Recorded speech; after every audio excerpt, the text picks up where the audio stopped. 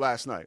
So now after missing 5 games, it looks like she's going to miss maybe a couple more. By the way, it's a back-to-back. So tonight they play at Brooklyn, the defending champs. You could imagine that game at Barclays will be sold out regardless if she plays or not because people are still going to go.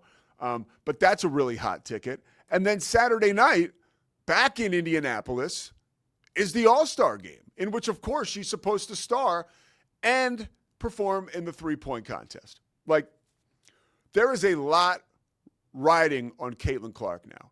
And I feel like she's ready to burst at the seams. And I would be too. Like, I know it's wonderful being an athlete that is such a celebrity and it really is a generational talent. Like, I don't know, actually, but I would imagine it is.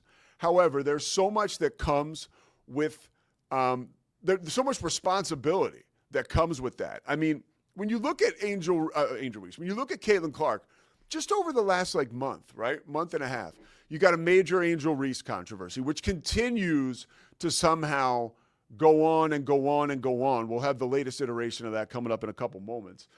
Then you have, all this stuff with referees aren't calling her fouls, right? Then you have the last time that they played Connecticut, and there was that huge situation with Caitlin getting fouled, and then Sophie Cunningham claps back, as they like to say, right? And so everybody's talking about that. Then you get the all-star voting thing, right? The players don't think she's a good guard or the ninth best guard. Then you have the Christine Brennan book and the controversies that come out around that. Then, of course, the all-star game is this weekend. There's responsibility around that. Of course, you've never been hurt before. You played 139 games in college. Now you're finally hurt. And she's talking about the fact that being hurt is really difficult for her because, first of all, when you get to the facility, when you're hurt, and I know this just from being around pro sports, it's just a bunch of busy work for these athletes. Okay, rehab, film, scout. You're not on the floor. And she's been open about the fact that that's frustrating to her. And we started this by talking about her shooting slump, which she will eventually shoot her way out of, okay? But this is one of the biggest slumps we've ever seen by an athlete. And here is what I mean by that. It is not the first time we've seen some of the best shooters we've ever been graced with, right? Struggle shooting the basketball. But I believe it's the first time we've seen someone who is in the center of the cultural spotlight like Caitlin Clark is right now. And that cultural spotlight, we'll call it a cultural spider web right now, is just reaching into all areas of society. And I think the responsibility and the pressure is coming right back on Caitlin Clark. And we're seeing it, right? Last night, when she realized that she had injured that groin, immediately, and I was watching live for that, you could see in her eyes, I was like, oh my gosh, oh man, this girl's getting emotional. And why wouldn't you? Why wouldn't you, dude? I mean, think about all the possible pressure that can be on her, aside from her love of the game for basketball. She just wants to play, dude. And when she's playing, that's her therapy. Her therapy through this slump. Her therapy through all of the noise, right? All the things going on around her. All of the barking that I'm doing right here, okay? That everybody has gotten a piece of because of the interest associated with this story. It's compelling, dude. It is. So all of this stuff is going on, and she's without her therapy because she's hurt again and has been hurt recently. It goes all the way back. I can remember the Tiger Woods scandal in 2010, and people were like, how in the hell is this guy going to come back from all this and play in the Masters in 2010?